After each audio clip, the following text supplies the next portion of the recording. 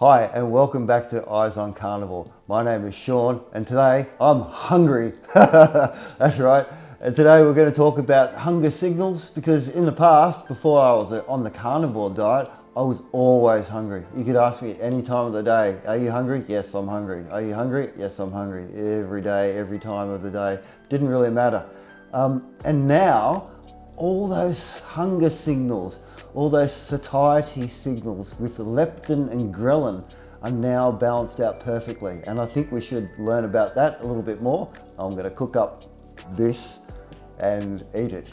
So here's a video I put together for you guys and I'll see you at the end. Today we're diving into the world of hormones, but not in the way your doctor might casually mention when they tell you to watch your cholesterol or eat more fibre. Nah, we're talking about the three big players that run your hunger, your cravings, your fat storage, and ultimately your long-term health. Those three are insulin, leptin, and ghrelin. Now, what's interesting to me is the way these hormones behave depends almost entirely on what fuel you give your body. Run yourself on carbs, bread, pasta, fruit, sugar, and you'll get one set of hormonal signals. Run yourself on fat and ketones, which is exactly what happens on a carnivore diet, and suddenly the whole picture flips. What I want to show you is that the plant-based carb-burning model of dieting we've all been sold is not only broken, but it's the root cause of the hunger, obesity, and diabetes epidemic we're drowning in. On the other hand, ketosis, fat burning, is how our bodies are designed to run. Insulin, the gatekeeper, the gatekeeper, the gatekeeper. Insulin's job is pretty simple. When you eat carbs, your blood sugar spikes. Insulin comes rushing out of your pancreas to drag that sugar out of your bloodstream and shove it into your cells. On the surface, that sounds fine. It's your body trying to protect you from toxic levels of glucose. But here's the problem. Every time you eat carbs, you trigger insulin. Every snack, every sandwich, every so-called healthy whole grain breakfast, bang, insulin spikes. Do it a few times a day, every day for years, and your cells start to push back. They stop responding properly. That's what we call insulin resistance. Now, insulin resistance is at the heart of obesity, type 2 diabetes, and even things like Alzheimer's, which is being called type 3 diabetes by some researchers. The body becomes locked in fat storage mode. You can't burn fat efficiently because insulin is always up, telling your body, store, don't burn. Here's the undeniable evidence. In study after study, when people switch to a ketogenic or carnivore diet, fasting insulin plummets. Their sensitivity comes back. Fat burning switches on like a campfire that finally catches flame. In fact, a large review published by the BMJ, Diabetes Research and Care, showed that people on low-carb diets had significantly lower fasting insulin and better blood sugar control than those on standard diets. That's not a coincidence. That's biology. Our bodies are designed to use fat as the default fuel. Insulin is like the traffic cop. On carbs, the cop is always blowing the whistle, directing traffic into fat storage. On carnivore, insulin finally steps off the road and lets the cars flow. Your fat cells open up and you run on your own stored energy. Next up is leptin. Leptin is like the fuel gauge in your car. It's secreted by your fat cells, and it tells your brain, mate, we've got enough energy stored, you can stop eating now. Sounds simple, right?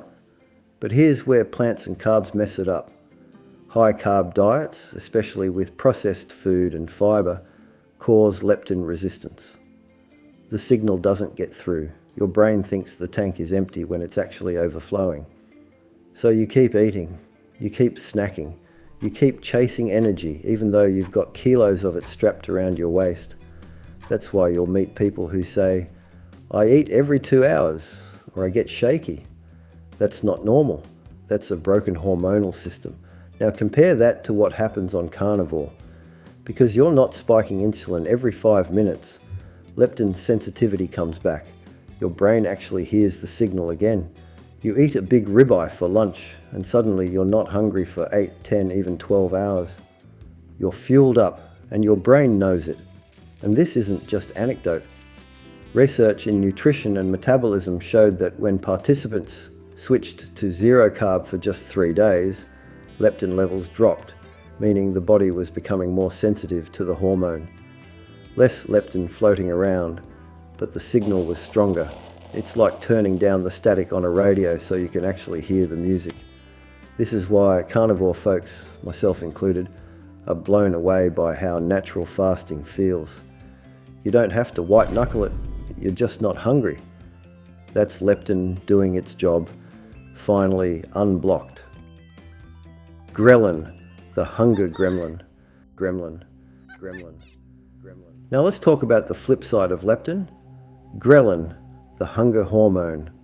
I like to call it the gremlin because when it's high, it'll have you raiding the pantry at midnight. On a carb-based diet, ghrelin is all over the place.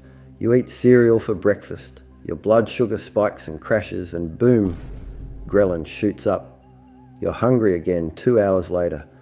That's why the food industry makes a killing on snack foods. You're literally hormonally programmed to need them. But here's where ketosis shines. Multiple studies, including one published in Nutrition and Metabolism, found that ghrelin levels are suppressed and stabilised on low-carb and zero-carb diets. Instead of spiking and crashing all day, ghrelin stays calm. You don't get those desperate cravings. And you can feel this in real life. On carnivore, hunger becomes a gentle signal, not a screaming toddler. You start eating because it's mealtime or because you feel like some steak, not because you're trembling with sugar cravings. That shift is massive. It changes your whole relationship with food. Now let's bring in some science. Studies on ketogenic diets show that ghrelin levels drop, so hunger signals calm down. Leptin sensitivity improves, so fullness signals actually reach the brain. Insulin remains low, preventing fat storage and keeping energy stable.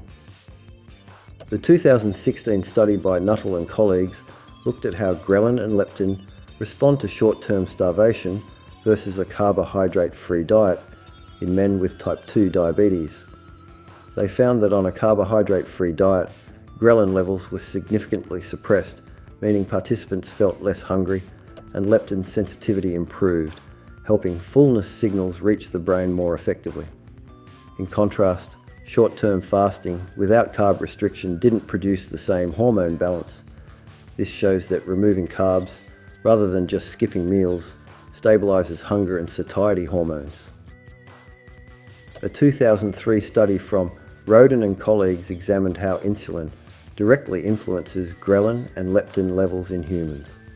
They found that higher insulin levels suppress ghrelin, reducing hunger, and modulate leptin concentrations, showing that insulin isn't just an energy storage hormone, it also plays a central role in hunger and satiety signaling. This helps explain why constant carb intake, which keeps insulin elevated, can disrupt natural hunger cues and contribute to overeating. The takeaway? Hormones, not calories, drive appetite. Counting calories doesn't fix leptin resistance or constant ghrelin surges. It ignores the biology that actually controls hunger. But Kay makes a strong point. A calorie is just a measure of heat. It doesn't tell you what your body does with the food. Labels are inaccurate, absorption varies, and energy expenditure isn't constant. But hormones, they never lie. Let's zoom out a bit. Evolutionary perspective matters here. Ancient humans were largely fat and protein eaters. Carbohydrates were seasonal and opportunistic. Our bodies and hormones evolved for fat-fueled energy, not sugar. Leptin, ghrelin, and insulin were calibrated for a fat-adapted metabolism. Modern high-carb diets are alien to our physiology, constantly pushing these hormones out of sync. And there's more. Excess glucose is toxic when chronically present. Dr. Gary Fettke argues that type 2 diabetes and metabolic syndrome are essentially glucose toxicity. High insulin from carbohydrate overload not only disrupts hunger hormones, but damages cells over time. Take Angus Barbieri, for example. In 1965, at 27 years old and weighing 456 pounds, he began a medically supervised fast at Maryfield Hospital in Scotland. Remarkably, he went 382 days without solid food, living only on water, vitamins and electrolytes, and lost 276 pounds. His body produced the glucose it needed through protein, while his brain ran on ketones, showing that humans can thrive without dietary carbohydrates when fat and protein are available. So how does this apply today?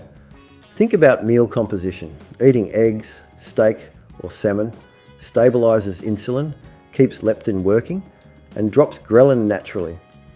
You don't snack constantly, you feel satiated, you stop obsessing over desserts or a second helping of pasta. That's your hormones finally working as intended. On the other hand, when you eat carbs constantly, your leptin and ghrelin signals are off. You feel hungry all the time, you eat more, you gain weight, but it's not your fault, it's biology. Switch to fat and protein, and your appetite self-regulates. So here's the summary.